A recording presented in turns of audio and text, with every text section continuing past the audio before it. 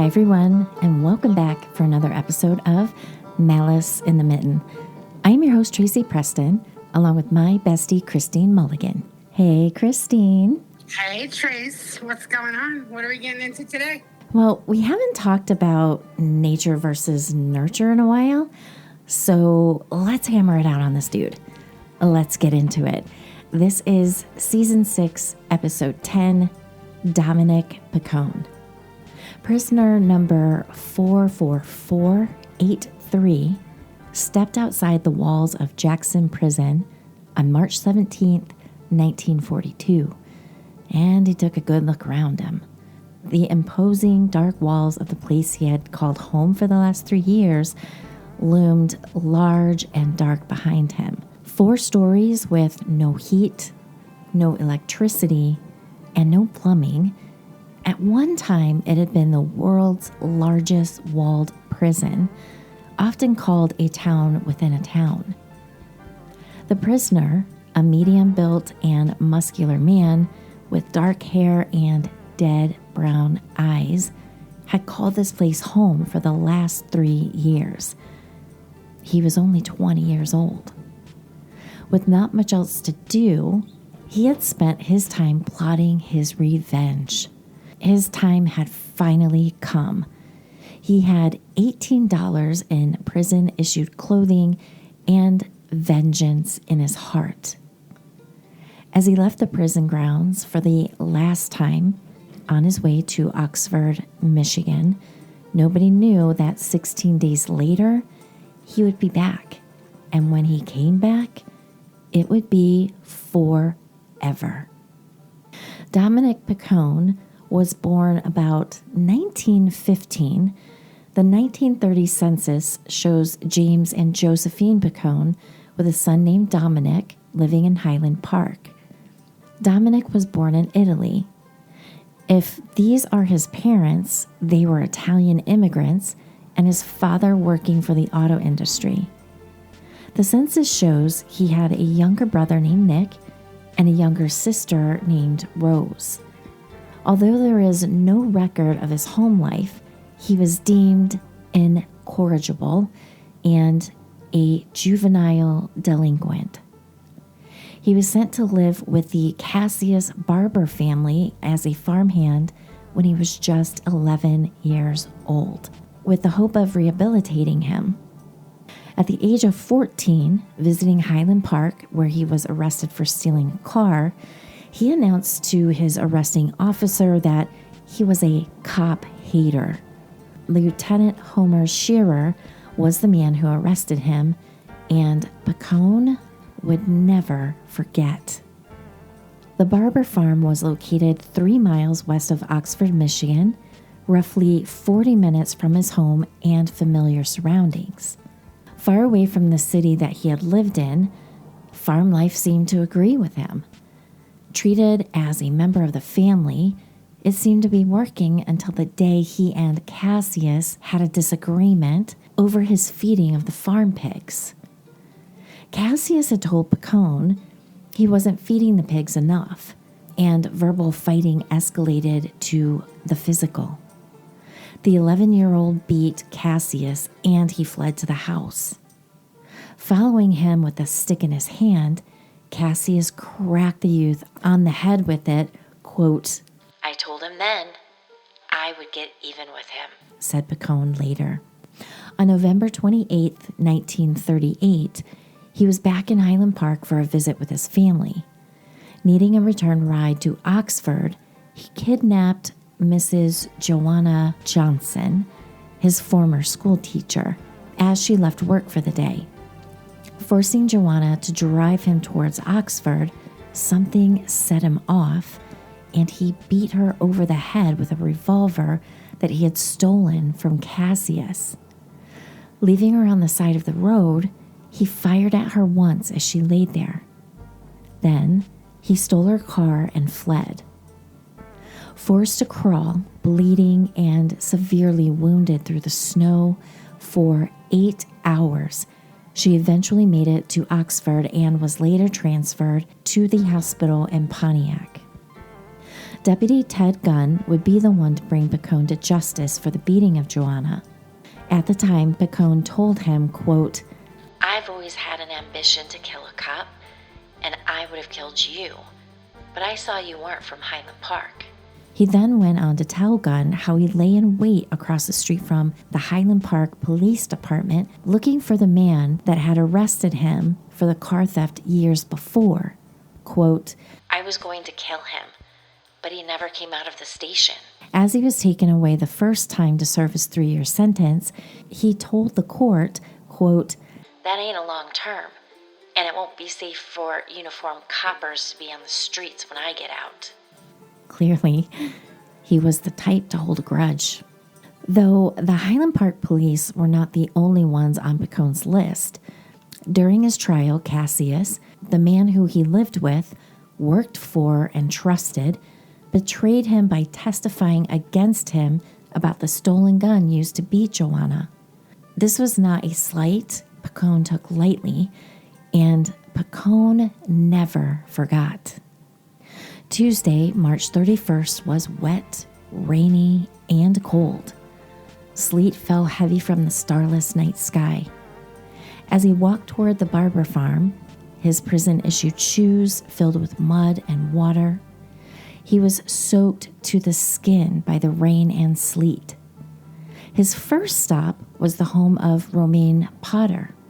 The 75-year-old Romaine was not just Cassius's friend, he was his cousin. The two farms were only a quarter of a mile apart, so Piccone pounded on the door, begging for shelter from the elements and a chance to get dry.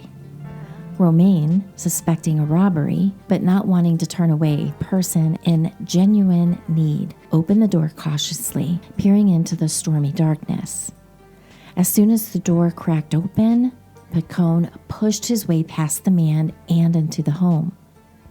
The young man seemed nervous, and Romaine noticed that Piccone had a rifle. Suspecting ill intent, he began to grapple with the younger man for control of the weapon. But the much older, unarmed man stood no chance against the armed younger man. With no guilt, no second thoughts, no remorse, and no regrets, Piccone pulled the trigger, killing him. Then he turned and left the house. As he walked through the night towards Cassius Barber's house, Piccone's anger was intensified by the weather and what he had just done. It was around 9 p.m. when he flagged down 56-year-old Roy Thorpe, a frail man. Roy worked at the Pontiac Defense Plant, doing his part for the war effort, and was on his way home. Jumping on the car's running board, Piccone stuck the rifle into the car, telling Roy, quote, "If you make a mismove, you're a dead man." He forced Roy to drive him to the Barber farm. When they arrived at the farm, he used his gun to signal Roy to enter the home ahead of him.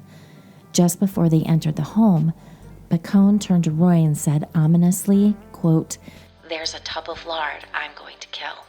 Cassius was sitting at the table reading, with his wife nearby, when the two men entered the home. Looking up, Cassius exclaimed, "It's you?" Piccone responded, "Yes, I told you I would do it." Cassius raised his hands to defend himself, and just as he said, "Don't!" Piccone fired 3 times in front of his wife of many years. 71-year-old Cassius Barber died in their kitchen. Going into the rest of the house, he found Cassius's 93-year-old mother-in-law, Elizabeth Murphy. She was reading in the lamplight. Piccone looked at her and said, quote, "I always liked you, and I don't want to do you no harm, but I'll kill you if you don't be quiet." Forcing the elderly woman to turn on all the lights, Piccone ransacked the home, finding a revolver. The man shepherded Elizabeth back toward the living room and then fled out of the front door. After they left, Elizabeth entered the kitchen and found her son-in-law dead on the floor, shot 3 times, once through the chest and twice through the back, with one shot penetrating his heart. As she tried to comfort her daughter, she also called her cousin, Joseph Davis. When Joseph arrived, they surveyed the scene and called the sheriff department. 30 minutes after finding Cassius dead, Joseph went to the Romaines farm to inform him. As he entered the house, his heart sank at the sight of his cousin's body. The second family member to die that cold March night. Piccone, at 19, almost 20, had no driver's license and no real idea of how to operate a car, and he needed a getaway driver. Forcing the traumatized Roy back into the vehicle at gunpoint, he told him to drive. It was the start of a 900-mile, 24-hour rampage through the state. The duo's first stop would be in Cadillac, Michigan, almost 150 miles northwest of Oxford. There was a young girl there that Piccone fancied, and he wanted to see her. Arriving in Cadillac, he lost his courage and had Roy drive him back south to Concord. Well, unbeknownst to her, that was her lucky day. What is the deal with this kid? I'm kind of lost and flabbergasted. He just went on a killing spree at the age of 19 for shits and giggles? Well, he was pissed as hell, like anybody who, crosses his path. I mean, he's crazy boy. Oh my goodness. But where are we getting to the nurses versus nature? Because I'm pretty sure this guy was just born bad. I think he was. His parents at 11. You don't get this callous and this careless coming out on a 50-50. This guy was definitely 98 too. Yeah. 98% evil as fuck. Yeah, he was. I mean, at 11, his parents are like, you can't stay here anymore, and shoved him off to a farm. Deuces. This whole thing is bananas. I haven't even really talked at all because I'm like kind of struck. And it just keeps getting worse and more callous. It's kind of bananas. It is bananas. So, stopping to rest near a farm shed, Piccone got out of the car and began shooting birds. Hearing the shots, they were approached by... Oh my God, not even the birds are safe around this guy. Everything's going to die on this day. It's completely out of control. All right, so after hearing the shots, they were approached by a 40-year-old farmer, Carl Mackenzie, the owner of the farm. Mackenzie, suspicious of the vehicle and strangers shooting birds on his land, was shot in the back at least 8 times by Piccone when he tried to check his license plate number. He said, quote, Don't shoot me. Don't shoot me anymore. I've got enough. Mackenzie cried out as he tried to escape the bullets, but he could not. And a little while later, truck driver Russell Stebe would find Carl bleeding and nearly unconscious on the side of the road. Taking Carl into his truck, he took him to the nearest doctor in Concord.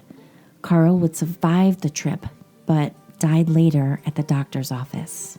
After leaving Carl bleeding out on the side of the road, an agitated Piccone had Roy drive him towards Detroit. Why is he so agitated?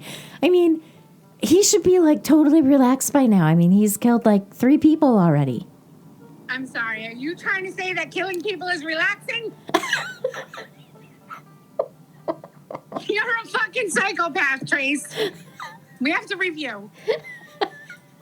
Well, I'm just saying, like, when your anger be spent at this point, you killed 3 people and you beat your old school teacher half to death and shot her. Well, I don't know. I think the psychosis is thoroughly set in. So more psychosis actually makes sense to me. If anything, he should just be tired. Not spent, tired. He should be tired. Let's see what else he's going to do. Okay. All right, so not finding anything in Detroit to his liking, he forced Roy to drive back towards Oxford. There, they drove past houses of Cassius and Romaine. The police were still there, but did not spot the men. On the drive, he changed his mind about the young lady he fancied. Oh boy, here we go. And had Roy drive north back towards Cadillac. It was nighttime and Roy was getting tired. He had been awake for many hours at this point. It's now about 3:30 in the morning when they reached Otisville, 23 miles north of Flint. Roy managed to convince Piccone to let him take a rest, and he pulled the car over. A statewide manhunt had been on for Piccone for the murder of Cassius and Romaine. Troopers Perkins and Godlewski from the Michigan State Police Post in Flint were on night duty. As they drove through their beat, they spotted a vehicle with 2 men in it on the side of the road. Piccone and Roy had not stopped for anything but gas and had 2 bottles of pop in their 900-mile, 24-hour saga. Piccone was in no shape to give much resistance as the officers approached them. 16 days after he was released, prison records clerk Ronald Wilkins would check Piccone back into Jackson Prison. Piccone was still wearing the clothes the prison had issued him on the day of his release, although they were now much the worse for wear. Quote, You here again? Piccone said, Yup. as he looked away. Unable to meet the clerk's eyes, quote, Is liquor to blame for this trouble? No, sir. Grudge? Yup. Piccone went to trial and was found guilty of murder. Initially held in isolation so he could be observed, they were unaware if he should serve his time in Marquette Prison or the Ionia Reformatory. Ionia housed young male offenders under the age of 24 that officials thought could be reformed or that had been found to have mental issues that led to their crimes. Marquette Prison held the hardcore older prisoners for which there was no hope. Given number 53043, after a trial that lasted all of 15 minutes, he would ultimately be sentenced to life with hard labor 3 times for the murders and another 80 years for the kidnapping of Roy. He would ultimately serve part of his time in Marquette State Prison in Marquette, Michigan, but by 1950 was housed at the Ionia State Hospital for the mentally insane. His actions would bring about judicial reform for young offenders. There is some evil, though, that no bars or bricks or barriers can ever contain. Dominic Piccone's passion for vengeance was one of those evils, and he would claim one last victim from afar. 49-year-old Lieutenant Homer Shearer had been having stomach issues for a while. Just after Piccone was released, Homer entered the hospital for surgery to fix his stomach. When he was feeling much improved, it had been a success, and he was well on his way to a quick and full recovery. At that time, you would stay in the hospital for maybe a week after surgery and not be sent home immediately as you are today. While in recovery, a co-worker, Joseph Retford, came to visit him. As the two caught up, a nurse brought in a copy of the morning's paper and left it in the room. Reaching over, Homer read the headlines. The front pages spoke of the murderous rampage and manhunt of Piccone. Homer started to shake and the blood drained from his face. Seeing the confused look on Joseph's face, Homer explained he was afraid for his wife and children. He remembered the young Piccone and the revenge he had promised all those years ago. It was something that had haunted him. Assuring Homer he had nothing to worry about, Joseph left, promising to return the next day. When he did, he returned excited to share the news of Piccone's arrest. He hoped to ease his old friend's mind. However, when he arrived at the hospital, it was to the news that shortly after he left the night before, Homer, overcome with fear for his family, had relapsed, fallen into a coma, and died. Piccone had claimed yet another victim.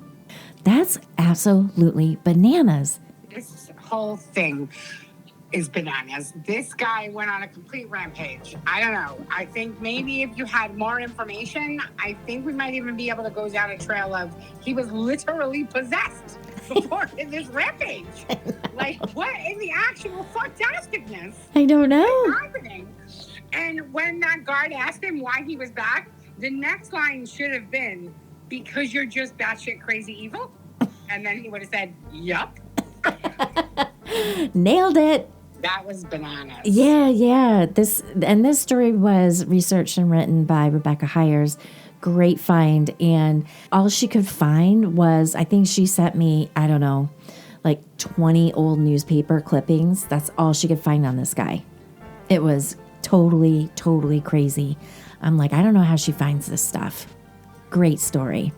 Yeah, well, that was a good find because that's cuckoo bananas. They should definitely make a show about this guy. This is a slasher film for sure. Yeah, it is. This is like what's that movie everybody goes, Pulp Fiction. This is very Pulp Fiction-y. Oh yeah. Is this where they got Pulp Fiction from? Could have been. And maybe we should. Yeah. We should do a reenactment. Oh, okay. Oh, so great story, Rebecca. Absolutely love this totally apeshit crazy Italian dude. I think he was born evil. He's like the real life Damien. Is it Damien? He's where the Damien stories come from for sure. Yeah, maybe they based Damien off of this guy. Evil spawn. Crazy. Yeah. If you guys are liking our stories and would like us to continue to bring you more, please hit that like and share button on YouTube. If you haven't already, please subscribe to our channel. Please leave your comments. We appreciate every single one of you for listening. So thank you so much. As always, we appreciate you. And we will see you guys back on Wednesday for Round Robin. Have a great week, everyone. Bye. Bye.